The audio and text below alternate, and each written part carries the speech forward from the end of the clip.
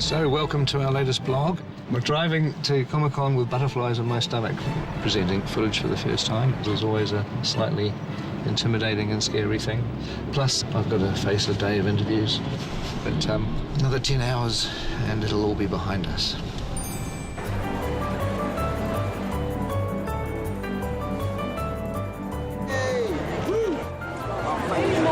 So hopefully we'll find Ian and Richard in here somewhere. The Hobbit certainly is more funny. One interview down.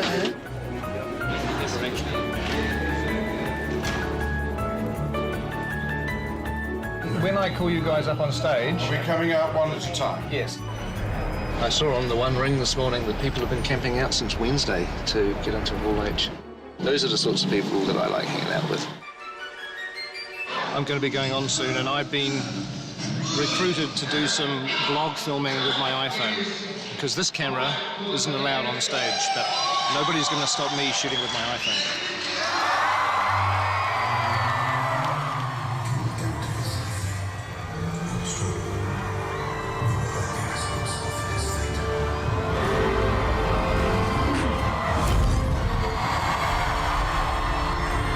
Ladies and gentlemen, please welcome to the stage,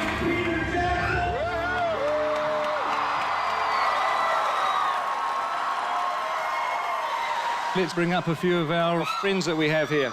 Philippa Boyens, Andy Serkis, Richard Armitage, Martin Freeman, Sir Ian McKellen. We also have a surprise guest, Elijah Wood. I love you guys. I came all the way from Brazil just because of you. Thank you.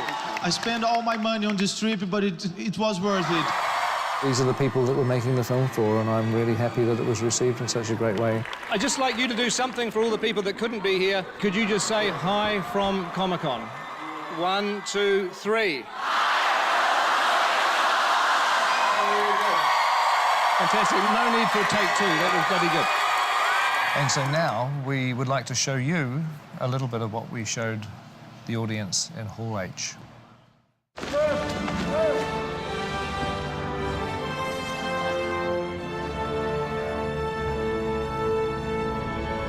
That's great. Good. Welcome to the last 5 days of our shoot. It's a bittersweet kind of moment. It feels like I'm still at the foot of the mountain. It's a little difficult to do a wrap-out on our last bit of shooting because so much of what we've been doing recently has been film too, which is obviously secret. But we'll show you little bits and pieces, little snippets, and there'll be a lot more of what we've been doing that we'll save up for future vlogs. Hey, Comic-Con fans, how are you? This is Dory, coming live from the set of The Hobbit. Stay classy, San Diego. Hi, Comic-Con. John Callan here. I play Oin in The Hobbit. Hi, this is Dwalin saying a big hi to all of you in Comic-Con. Greetings from the very heart of Middle-earth.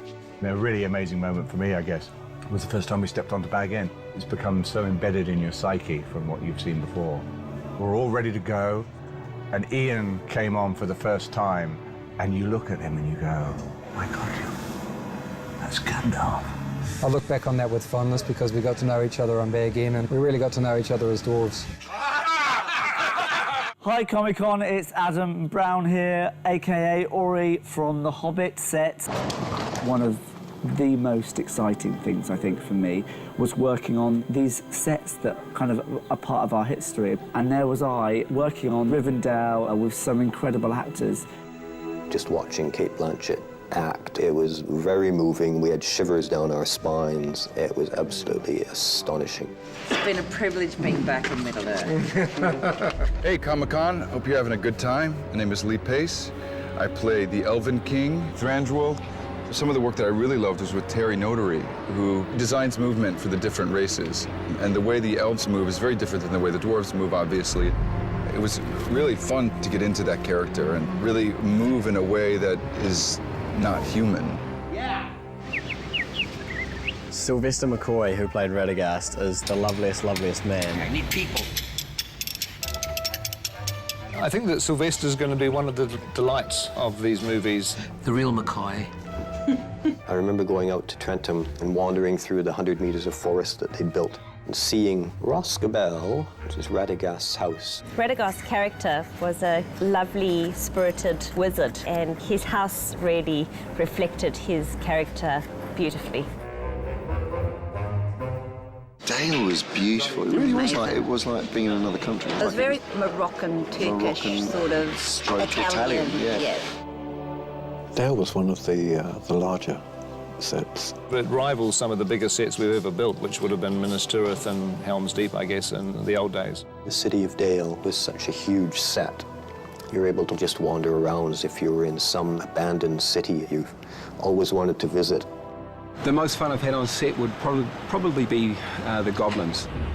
Goblin Town, the sets just seem to be really sharp and really angular and lots of flames and lots of bones. We were introduced to the Great Goblin. Well, Barry Humphries is something of an iconic legend in this part of the world, and I've seen 2 or 3 of his Dame Edna stage shows, and Barry and the Goblin King just seem to be a natural fit. Yeah. You seen the pile of intestines? Oh, no, but I'll go and check them out.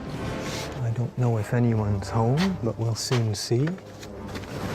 I found Bayon's house absolutely mesmerizing. It's one of my favorite parts of the book, and the creation, the carving that they did inside that beautiful barn, and everything was so oversized. I want to write the theme tune, sing the theme tune. We built it to the scale of the dwarves, so it was huge. And it made all of us feel small. I used to be able to stand on that set and look at the crew setting up the camera, and they looked like tiny little people. It was kind of incredible. Morning, everyone. Happy last day. Morning. What we're doing for this shot is we're going to get Orlando up on here. Somebody stuck something to my back. What is it? Second unit, I think we're a bit of the rock and roll unit, and, you know, we have a bit of fun.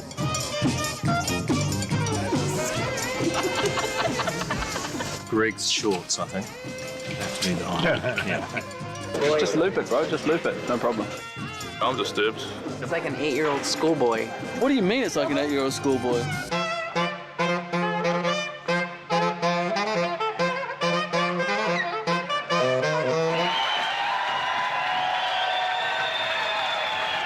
He's a rock star. He has got energy to burn, and that infectious enthusiasm and his absolute dedication made a huge difference to the second unit. And crank it up. And in 3, 2, 1, action! And cut! That is a wrap for the second unit. Second unit! There's a mixture of emotions. Good to finish, but sad at the same time. Quite frankly, I can't imagine this occurring anywhere else on the planet, so thank you from the bottom of my heart. One of the memories that really sticks in my head the most is walking in through the gates of Stone Street at 4:45 in the morning when it's dark and there's no one else here and the stars are still out, and then slowly the studio comes to life and the sun comes up. I saw a lot of those days. You're going to be getting up at 5:30 in the morning for a year and a half, at least 12 hours a day. Morning. You literally just wake up every morning and go shoot a movie, and it seems to last a lifetime. This is the kind of movie where it changes everybody's lives. What we do is kind of driven by adrenaline, so we keep going until we collapse. We've got ready about 20 people a day, and that's about 5,000 prosthetic makeups. It's not gonna work, it's not in line. Ow! We're busy, but sometimes we get bored being busy. In the last 18 months, we've probably gone through about 20 litres of glue, about 450 miles of yak hair, hence there are now a lot of cold yaks in the Himalayas somewhere. I've never worked on such a hairy movie.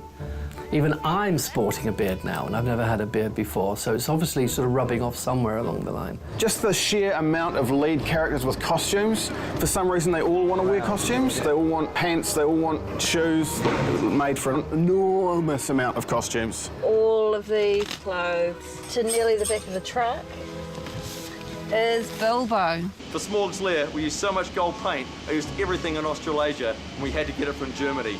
Wunderbar. 22,817,520 feet if we were shooting 35mm like this. And I'm really glad we're not. I'm sure that I've done over 2,500 drawings. I kept my pencil stubs. You're literally doing a drawing one day and then walking on the set a few days later. We shoot a set take it out and replace it for the very next day's shoot.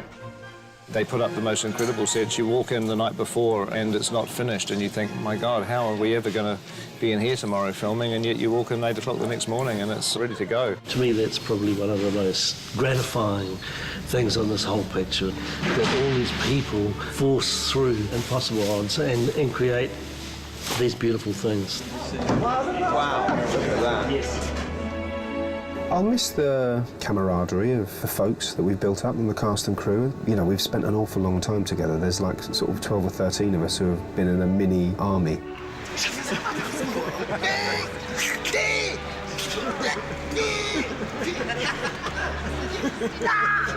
Well, I mean, they're all people I would love to work with again. Fantastic cast. I'm surrounded by these mates. I'm surrounded by my comrades. I'm surrounded by these great actors. Please, not every time. Get off. I mean... You get so close that you're able to freely abuse them on a daily basis and they don't seem to mind. And that's the poster. But a very high quality of human beings involved. Pretty soon we won't be all together as gang, which is going to be sad. We'll all miss each other terribly. You're getting to come to work with a group of people that you love working with, that you love hanging out with. It's a real family. What's this in our laundry? Look at that. Oh! Red-handed. What happens on The Hobbit stays on The Hobbit.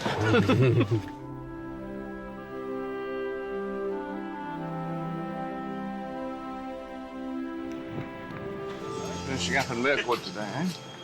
It's the old, finish with a bang.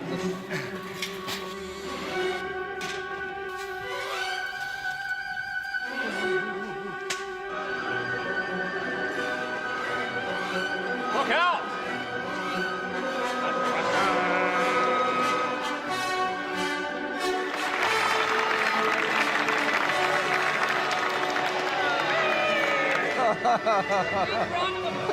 I'm gonna miss you. I'm gonna miss you, man.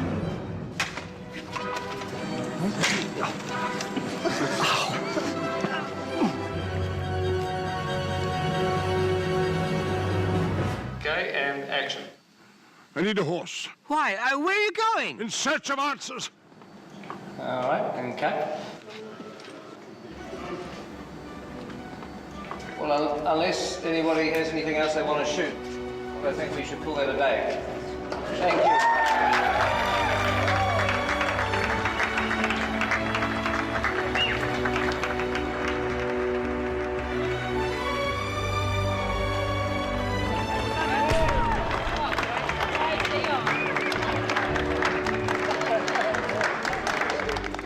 Well, obviously, I just want to say thank you to everybody, an incredible cast, incredible crew.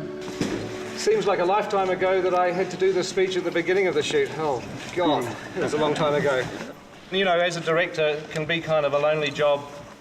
You know, at times you feel like you're by yourself trying to solve problems, but then everybody steps in and suddenly I realise I've got this incredible support and all of you guys have got my back and you're behind me.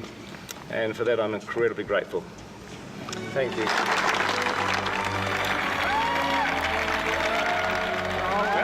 Bubble's right next door.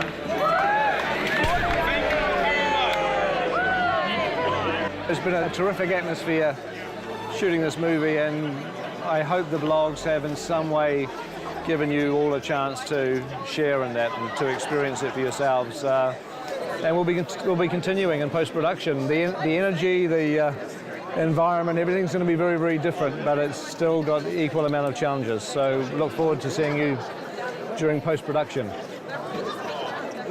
It's just lemonade, honestly. Come on, show some love. Put your arm around the person next to you.